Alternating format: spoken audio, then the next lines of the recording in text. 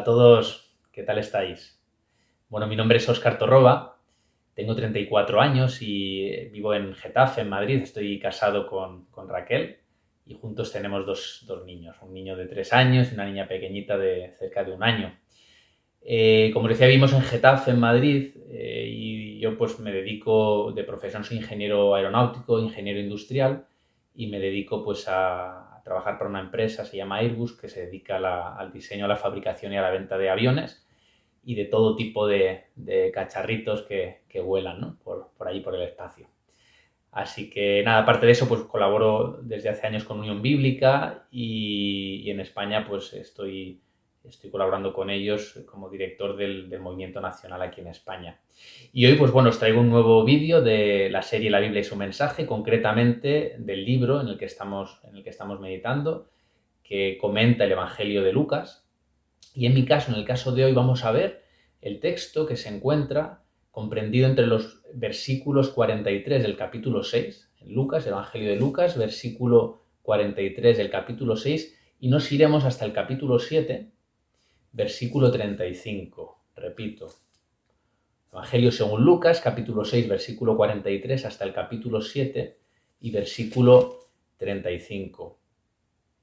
Sin hacer spoiler de lo que vamos a ver, sí que os digo que hay varias historias diferentes, varios relatos dentro de este texto, y vamos a ir viendo poco a poco cada uno de ellos en este texto. No son 5 los relatos. En primer lugar, encontramos una historia en la que se nos habla o se titula, sabéis que la Biblia a veces, según qué Biblia titula los relatos, ¿no? Pues el título que le da la Biblia a este relato creo que es muy apropiado, se titula Por sus frutos los conoceréis, ¿no?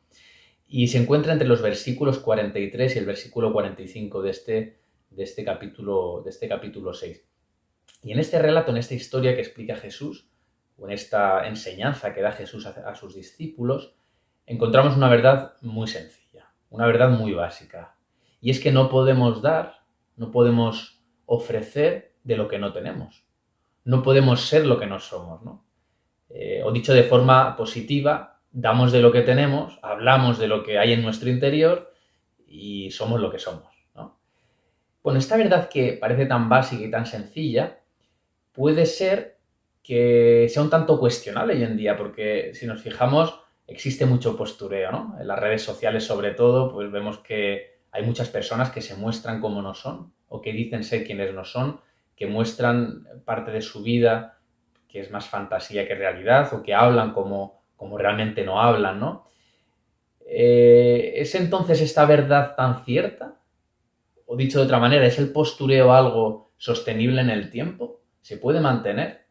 Bueno, pues yo diría que no, ¿no? Porque llega un momento en la vida de las personas, en tu vida, en mi vida, en la que nos toca dar fruto, ¿no? Pasa como con los árboles, y de esto va la enseñanza de Jesús. Llega un momento en que toca dar fruto, no importa lo bonito que es el árbol, no importa lo grande que es el tronco, no importa si tiene flores, si no tiene flores, lo que importa es ver el fruto que da, ¿no? Y llega el día en que todas las personas pues damos fruto, ¿no? Y por nuestro fruto se nos conoce, por nuestro fruto y por el fruto de quienes nos rodean podemos identificar y podemos saber qué clase de persona tenemos delante. Os voy a contar algo que me pasó hace unos años, una pequeña anécdota personal. Yo, bueno, soy de Tarragona, nací en Tarragona y a los 18 años más o menos me fui a Barcelona a estudiar y a vivir allí, ¿no? Y aunque soy de Tarragona, soy del Madrid. Igual algunos no me queráis demasiado por esto, pero bueno, soy del Madrid, me gusta mucho el fútbol. Y en Barcelona, en mi tiempo allí, viví muy cerquita del Camp Nou. Vivía a pocos metros en una residencia de estudiantes, a pocos metros del Camp Nou. Y lo que hacíamos con los compañeros de residencia es que de vez en cuando había partido, el Barça jugaba, pues nos acercábamos al Camp Nou, porque aunque no teníamos entradas, no teníamos dinero para comprar entradas, había mucha gente que iba con entradas o con carnets de sobra, ¿no? Entonces nosotros pues nos poníamos allí en la puerta y preguntábamos a la gente, oye, ¿tienes un carnet? ¿Te sobra un carnet? Y a veces nos dejaban entrar, ¿no? Y una vez dentro, pues los amigos que habíamos ido, cada uno por separado, pues nos movíamos por el campo y nos encontrábamos en un punto y veíamos el partido juntos, ¿no? Bueno, pues un día había un partido del Barça contra el Gimnàstic de Tarragona, el Nàstic, y bueno, era el equipo de mi ciudad, el Nàstic, ¿no? Entonces, pues me apetecía intentar entrar al campo y pedí entradas y hubo un hombre que me dejó pasar con él, ¿no? Y aquel hombre me dijo, dice, bueno, pero hay un tema, si tú quieres entrar y luego moverte por el campo no vas a poder conmigo, porque yo tengo entradas, tengo pase a tribuna, a zona de tribuna, y de allí no puedes salir, ¿no? Dije, bueno, no me importa, yo veo el partido contigo, así que nada, entré con él, y aquel hombre, como podéis imaginar, un socio abonado, con plaza en asiento en tribuna, pues era muy culé, ¿no? Y yo pues dije, oye, yo lo que no puedo ahora decirle a este hombre es que soy del Madrid. Entonces, bueno, yo no le mentí, simplemente decía que en aquel partido me hacía ilusión que ganase el Nastic, porque era mi ciudad, además, bueno, de pequeño jugué en las categorías inferiores del Nastic, entonces, bueno, pues tiré un poco por ahí, ¿no? Pero aquel hombre, hablando, se dio cuenta de que yo hablaba mucho de algunos jugadores concretos que tenía el Nastic de Tarragona, en concreto Portillo, un delantero, no sé si lo recordáis, y Bizarri, un portero, que jugaron en el Madrid y ahora estaban en el Nastic. Y aquel hombre se sorprendió, ¿no? Y llegó un momento de la conversación en que me dijo, cuando llevamos unos minutos hablando, el partido ya ha empezado, me dijo, ya sé cuál es tu tercer equipo. Me dice, digo, así, digo, ¿cuál? Dice, tu tercer equipo es el Nastic. Dice, pero tengo dudas entre cuál es el primero y el segundo entre estos dos. Dice, entre el Español y el Real Madrid, ¿no? Aquel hombre me pilló. La verdad es que no fui muy hábil, no fui muy astuto y dejé entrever que efectivamente que soy del Madrid, soy muy merengue, ¿no? ¿Y qué os quiero contar con esto? Que al final cuando la gente habla, cuando pasas tiempo con alguien, cuando tienes una conversación, cuando dejas que esa persona se muestre tal y como es, acabas viendo su fruto, ¿no? Y esa es la aplicación, esa es la enseñanza que creo que es muy importante que obtengamos o que extraigamos de este texto, ¿no? ¿Queremos saber qué clase de persona tenemos delante? Dejémosle hablar, dejémosle que se dé a conocer, veamos cuál es su fruto, pero lo mismo para nosotros. ¿Queremos saber quiénes somos realmente? Debemos ver cuál es nuestro fruto. Debemos hacer autoevaluación también de esta manera. ¿Cuál es el primer fruto del cristiano? El arrepentimiento. Y después, bueno, pues nuestra conducta, ¿no? Gálatas 5, a partir del versículo 22, nos habla justamente del fruto que debe dar el cristiano, aquel que ha recibido el Espíritu Santo, cuál debe ser el fruto y qué ingredientes, hay varios, debe tener ese fruto del cristiano. Vámonos a la segunda historia, la historia de los dos cimientos, una parábola, ¿no? Déjame que te haga una pregunta. ¿Quién es Jesús para ti? Porque para esta pregunta hay una respuesta de manual del cristiano, ¿no? Que sería, pues Jesús es mi Salvador, es el Hijo de Dios, es mi Rey, es mi Señor, ¿no? Bueno, pues si tú eres de los que piensa y respondería así a esta pregunta, probablemente va para ti esta enseñanza de Jesús, porque Jesús dice que esta enseñanza la dedica a aquellos que le llaman Señor, Señor, que le reconocen como tal, sin embargo, que no hacen lo que Él dice que deben hacer. Y podemos pensar, bueno, pero ¿de qué sirve hacer lo que Jesús nos pide, no? Porque vemos alrededor nuestro a tantas y tantas personas que hacen lo que les da la gana y no les va nada mal. No hacen exactamente lo que Jesús pide y parece que les va incluso bastante bien, ¿no? Bueno, pues la enseñanza es mucho más profunda que esto. Lo que Jesús nos está enseñando a través de este mensaje es que efectivamente hacer lo que Él pide que hagamos es costoso, porque es como construir una casa sobre la roca. Debemos cavar, debemos escarbar, apartar, arrancar, apartar la tierra, buscar la roca para basar esa casa sobre algo sólido, ¿no? Construirla sobre un fundamento sólido. Y eso es costoso, eso es doloroso. Pasa lo mismo con nuestras vidas, ¿verdad? El aceptar vivir conforme a la palabra de Jesús, a sus enseñanzas, es costoso. Tenemos que renunciar a cosas, tenemos que sacrificar muchas cosas nuestras, ¿no? Parte de nuestro yo incluso. Pero tiene una parte muy importante positiva y es que cuando venga la tormenta, cuando venga la prueba, cuando vengan los vientos, nuestra casa, nuestra vida estará fundamentada, estará basada sobre la roca, sobre las enseñanzas de Jesús, que son esa roca que nos da seguridad y que nos da firmeza. Y no solo para esta vida cuando vengan las pruebas, sino también para enfrentar y para afrontar el juicio de Dios que vendrá después de la muerte. ¿Sobre qué basas tu vida? ¿Cuál es tu fundamento? Seguro que tienes uno. Plantéate y piensa si no vale la pena basar tu vida sobre las enseñanzas de Jesús. Escoge bien, escoge hoy y espero que tu decisión sea la más acertada. Vamos a por la tercera historia que nos habla Nos vamos ahora al capítulo 7, versículos del 1 al 10, y nos habla de un milagro que sucede con el siervo de un centurión, de alguien que trabajaba para Roma, ¿no? Y es una historia, si tuviésemos que decir o que catalogarla de alguna manera, para mí es una historia sobre todo de fe, ¿no? Una historia de la fe, que nos habla de la fe de un hombre que sin conocer a Jesús, simplemente habiendo escuchado hablar de él y de lo que él hacía, pues cree que Jesús tiene poder suficiente para sanar a su siervo que estaba enfermo, ¿no? Y tanto es así que Jesús mismo reconoce y expresa y dice, oye, ni en Israel he hallado tanta fe como tiene este hombre, ¿no? Refiriéndose a Israel, a su nación, ¿no? Al pueblo que debía reconocerle y recibirle como Mesías. Sin embargo, para mí, además de ser una historia de fe, creo que es importante o destaca otra cosa, otro aspecto de esta historia, y es la forma en la que este hombre se presenta ante Jesús. Bueno, o más bien, la forma en la que presentan a este hombre ante Jesús, porque él no se presenta, él no va frente a Jesús.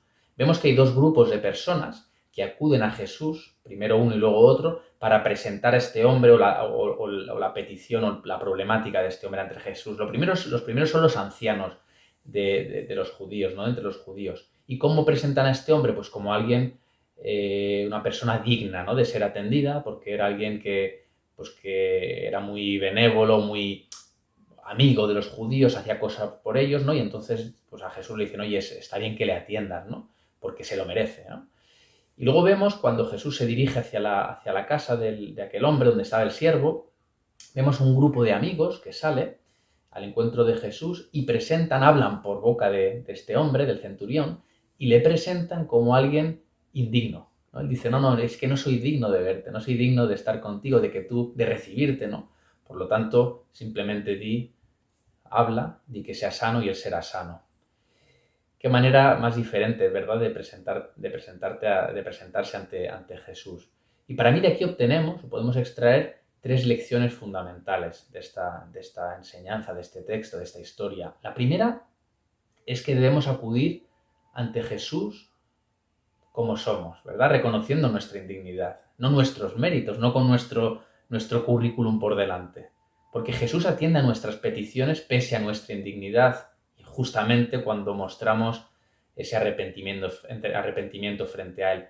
Él obra por gracia, no por méritos nuestros.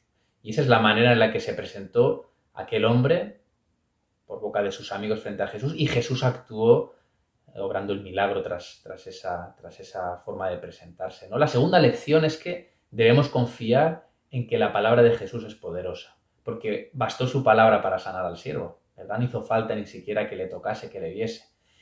Y esto nos lleva a la tercera lección.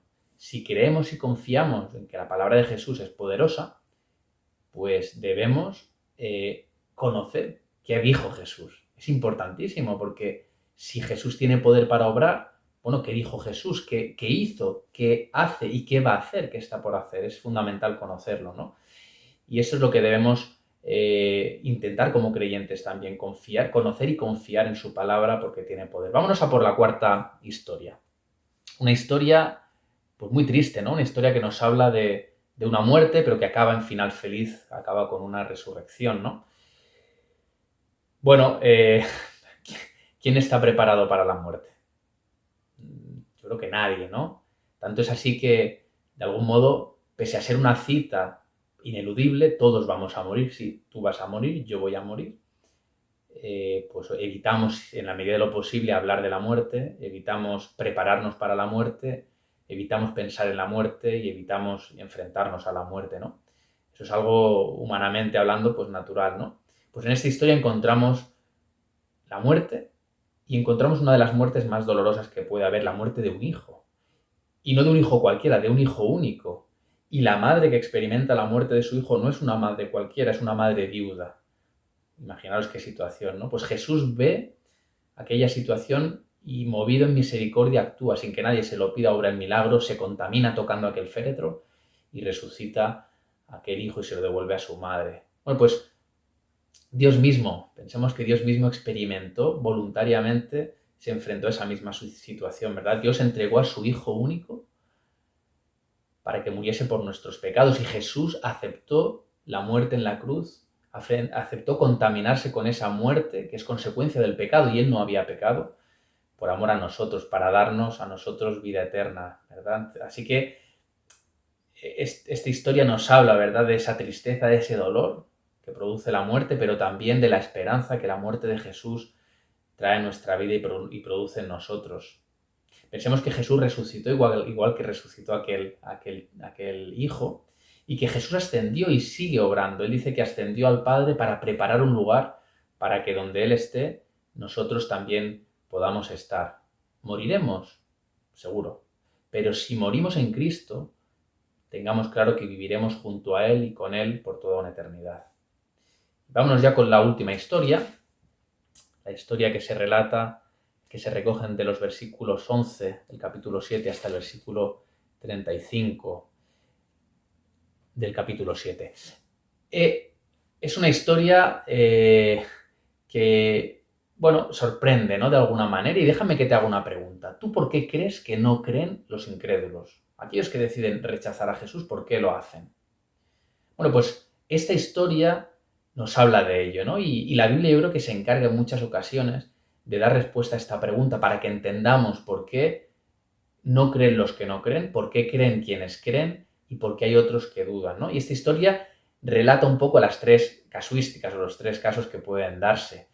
Y es curioso, es sorprendente, porque aquel que duda, en este caso, en esta historia, es el mismísimo Juan el Bautista, ¿verdad? Juan, el que había reconocido, el que había hablado de Jesús antes de su venida, el que le había bautizado incluso. Ahora se encuentra en una situación complicada, él se encuentra en la cárcel y envía a sus discípulos para preguntar a Jesús y cuestionarle, interrogarle, para saber si era él realmente el Mesías. Y dices, jolín, Juan, pero si habías estado hablando de él, reconociéndole, bautizándole, habías visto lo que él había hecho.